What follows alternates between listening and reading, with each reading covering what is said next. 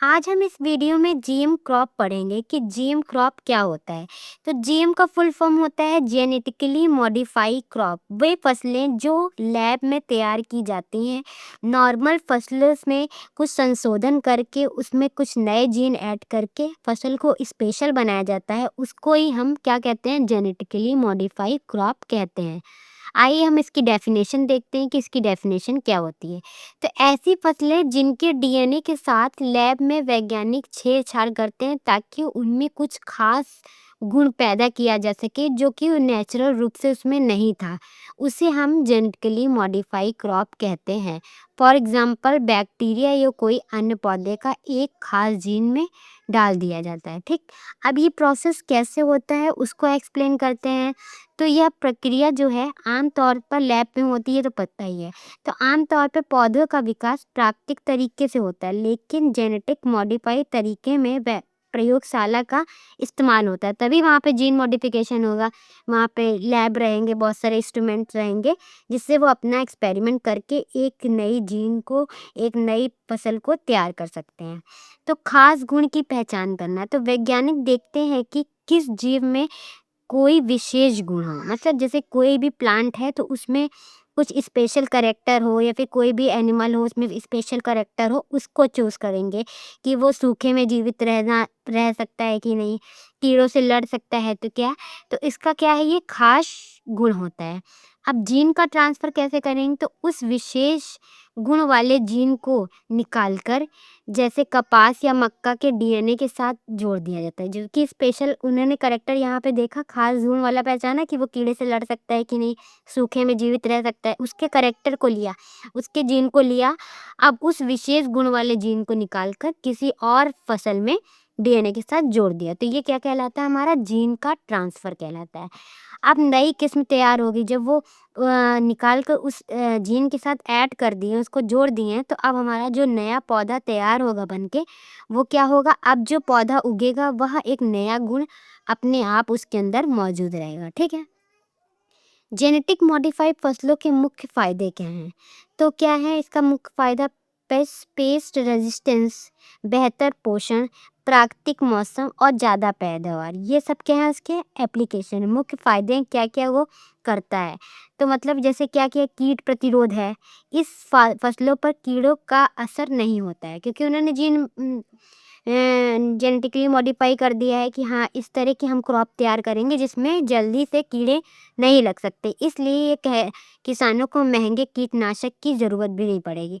पहले क्या होता था कि पौधे उगते थे उसमें बहुत सारे कीड़े लगने लगते थे जिनसे पेस्टिसाइड्स खरीदने बहुत महंगे होते थे, उसका यूज़ करके उसमें छिड़काव करते थे जिससे उनकी फसल को बचाए।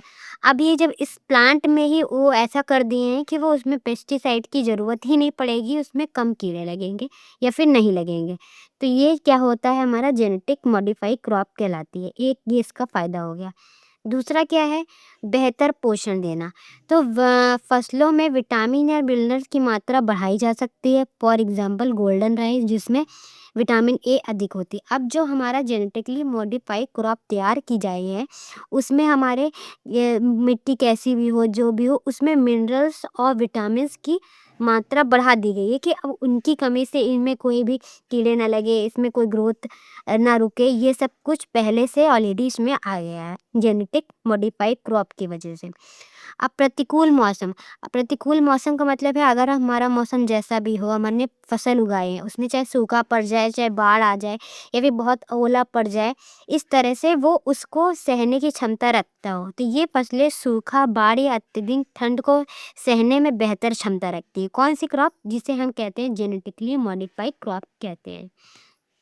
अब कह रहा है ज़्यादा पैदावार, जब हमारे कम जगह और कम संसाधनों से अधिक फसलें प्राप्त की जा सकती है, जैसे हमारे पास जगह भी, प्लेस भी कम है और रिसोर्स भी कम है, फिर भी हमारी जो जेनेटिक मॉडिफाइड क्रॉप है वो हमें फसलें क्या दे रही हैं, अधिक मात्रा में पैदावार हो रहा है। ठीक है, इसे हम क्या कहते हैं, जेनेटिक मॉडिफाई क्रॉप्स कहते हैं। तो अभी तक आप लोग समझ ही गए होंगे कि जेनेटिक मॉडिफाई क्या होता है। तो जो लैब में हम किसी भी प्लांट को उसके साथ जीन में चेंजेस करके उसके कुछ अच्छा नया जीन तैयार करते हैं, अच्छी फसलें तैयार करते हैं लैब में, उसे हम जेनेटिक मॉडिफाई क्रॉप कहते हैं।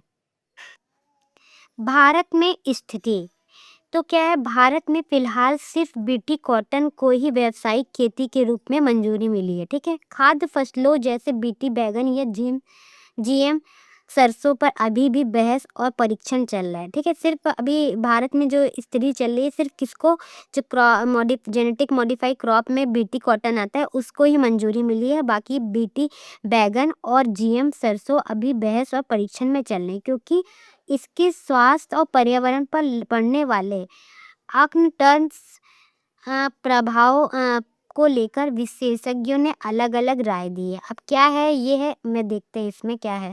तो क्या इसके कुछ नुकसान भी हैं और क्या, कुछ अब अगर फ़ायदा कर रही है तो कुछ नुकसान भी होगा, तो वो चीज़ हम इसमें देखते हैं।